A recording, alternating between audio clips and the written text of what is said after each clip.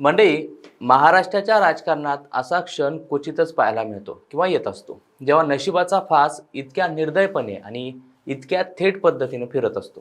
कालपर्यंत ज्यांचं नाव सत्ता, ताकद आणि वर्चस्वाचं प्रतीक होतं, ते आज हळूहळू पडद्यामागे जात आहेत. आणि ज्यांच्यावर इमॅच्युअर असा ठपका ठेवला गेला, तेच नाव आज दिल्लीत खासदार होण्याच्या उंबरठ्यावर उभं आहे. अजित पवार यांच्या अकाली निधनानंतर पवार कुटुंबात केवळ भावनिक नाही तर राजकीय भूकंप देखील घडलाय. सुनेत्रा पवार उपमुख्यमंत्री झाल्या, बारामतीत पोटनिवडणुकीची चाहूल लागली आणि त्याचवेळी पार्थ पवारांचं भवितव्य अचानक चर्चेच्या केंद्रात आलं. 2019चा पराभव, शरद पवारांची बोचरी प्रतिक्रिया, 5.5 वर्षाचं राजकीय मौन, सगळं मागं पडून आज एकच प्रश्न उभा राहतोय. ज्या आजोबांनी नातवाच्या मताला कवडीचीही किंमत दिली नाही, तेच आजोबा राज्यसभेतून बाहेर पडताना दिसत आहेत. आणि तोच नातू कोणताही संघर्ष न करता खासदार होण्याच्या मार्गावर आहे.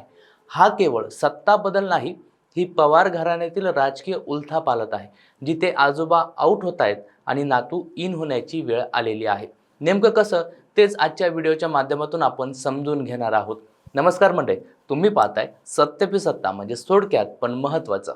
महाराष्ट्राच्या राजकारणात नशिबाचे फासे कधी आणि कसे फिरतील हे सांगणं फार अवघड असतं. कालपर्यंत जे नाव सत्तेच्या केंद्रस्थानी होतं, ते आज इतिहासाचा भाग होतंय.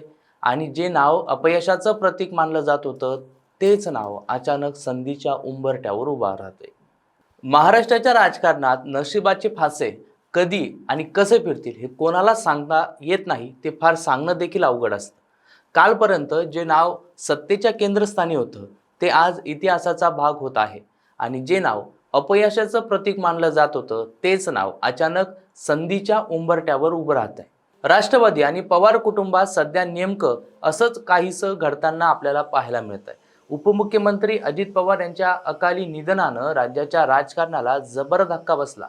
प्रशासनावर पकड, निर्णायक नेतृत्व आणि दबदबा असलेला नेता अचानक काळाच्या पडद्याआड गेला आणि त्या पोकळीमध्ये त्यांच्या पत्नी सुनेत्रा पवार यांनी उपमुख्यमंत्रीपदाची शपथ घेतली.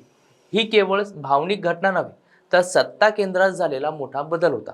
सुनेत्रा पवार सध्या राज्यसभेच्या खासदार आहेत. उपमुख्यमंत्रीपद स्वीकारल्यानंतर त्यांनी लगेच खासदारकीचा राजीनामा दिलेला नाही. घटनात्मक तरतुदीनुसार काही काळ विधिमंडळाबाहेर राहून मंत्री म्हणून काम करता येते, मात्र दीर्घकाळासाठी विधानसभेची सदस्यता आवश्यक आहे. त्यामुळं सुनेत्रा पवार बारामती विधानसभा मतदारसंघातून पोटनिवडणूक लढवतील अशी शक्यता जवळपास निश्चित मानली जात आहे. एकदा त्यांनी राज्यसभेचा राजीनामा दिला की त्या जागेसाठी नव्यानं निवडणूक प्रक्रिया सुरू होईल आणि याच टप्प्यावर पार्थ पवार यांच्या राजकीय नशिबाची दिशा बदलताना दिसून येते. पार्थ पवार हे नाव 2019 मध्ये महाराष्ट्राच्या राजकारणात मोठ्या अपेक्षांसह समोर आलं. मावळ लोकसभा मतदारसंघातून त्यांनी निवडणूक लढवली, मात्र शिवसेनेचे श्रीरंग बारणे यांनी त्यांचा जोरदार पराभव केला. हा पराभव केवळ आकड्यांचा नव्हता, तर पार्थ पवार यांच्या राजकीय परिपक्वतेवर प्रश्नचिन्ह निर्माण करणारा होता. आणि त्याच काळात अशी जोरदार चर्चा झाली होती की पार्थ यांना लोकसभेची उमेदवारी देण्यास शरद पवार यांचाच विरोध होता. एकाच कुटुंबातून किती जणांनी निवडणूक लढवायची असा सवाल त्यावेळेला उपस्थित करत शरद पवार यांनी स्वतः माढा लोकसभा मतदारसंघातून माघार घेतलेली होती. हा निर्णय अनेक अर्थांनी संकेत देणारा ठरतोय. 2019 नंतर राज्यात महाविकास आघाडीचं सरकार सत्तेत आलं. त्याच काळात अभिनेता सुशांत सिंह राजपूत आत्महत्या प्रकरण देशभर गाजलं होतं, आपल्या सगळ्यांना माहीतच असेल. या प्रकरणाची सीबीआय चौकशीची मागणी पार्थ पवार यांनी उघडपणे केली होती.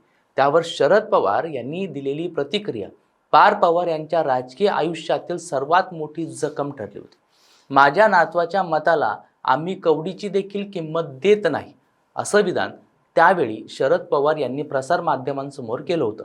ऑगस्ट 2020 मधील ही प्रतिक्रिया केवळ एका क्षणापुरतं मर्यादित राहिलेली नाही, तर पार्थ पवार यांची प्रतिमा इमॅच्युअर नेत्याची बनून राहिलेली होती.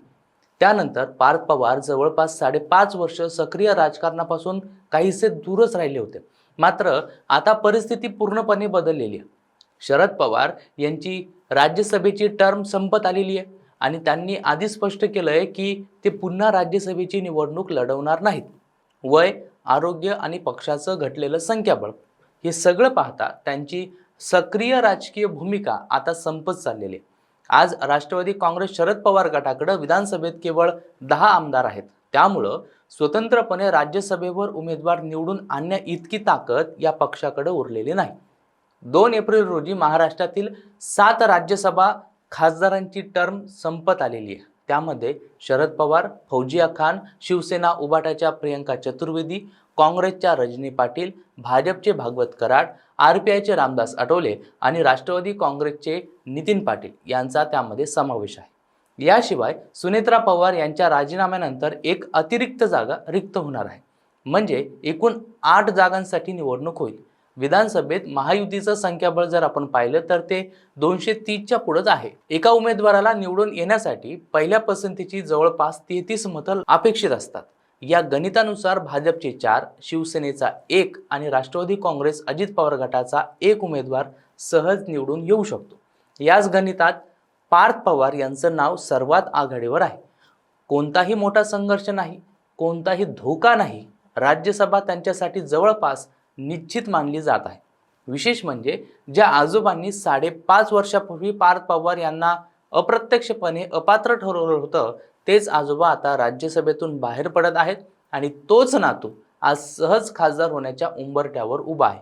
ही केवळ व्यक्तींची अदलाबदल नाही, तर राजकारणात वेळ कसा आणि भूमिका कशी बदलते याचं जिवंत उदाहरण आहे.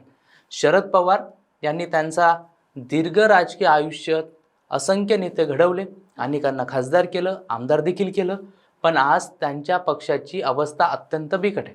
तर दुसरीकडे पार्थ पवार यांच्यासाठी सत्ता, संख्याबळ आणि संधी एकाच वेळी सगळ्या बाजूने उभ्या राहिलेलं आपल्याला पाहायला मिळतं. 2019च्या पराभवानंतर आणि त्या टीकेनं मागे पडलेले पार्थ पवार आता नव्या भूमिकेत दिसतील. नव्या संधीसह ते पुढे येण्याच्या मार्गावर आहेत. ही संधी केवळ खासदारकीपुरतं मर्यादित नसून स्वतःची राजकीय ओळख नव्यानं घडवण्याची आणि अपयशावर मात करण्याची. आजोबा आऊट होत आहेत आणि नातू इन होतोय, हा केवळ योगायोग नाही, तर महाराष्ट्राच्या राजकारणात घडलेली मोठी उलथापालथ आहे, ज्याचे परिणाम येत्या काळात अधिक ठळकपणे आणि स्पष्टपणे आपल्याला दिसून येतील. बाकी मंडळी, तुम्हाला या संदर्भात काय वाटतं ते कमेंट करून नक्कीच कळवा आणि अशाच माहितीपूर्ण व्हिडिओसाठी पाहत राहा सत्य पे सत्ता, म्हणजे थोडक्यात पण महत्त्वाचं. अहो मला सारखा दम लागतोय हो. आज माझा अजिबातच मूड नाहीये. मला ना कसं तरी होतंय. माझ्या हातापायाला मुंग्या येत आहेत. माझं खूप डोकं दुखतंय आज. अहो माझ्या थायरॉइडच्या गोळ्या संपल्या आहेत. लवकर आणून द्या ना. या सगळ्या कुरकुरी आपण देखील रोज ऐकता का? हो ना. अहो या त्रासावर सोपा उपचार आहे. डॉक्टर चाटेज होमिओपॅथी क्लिनिक.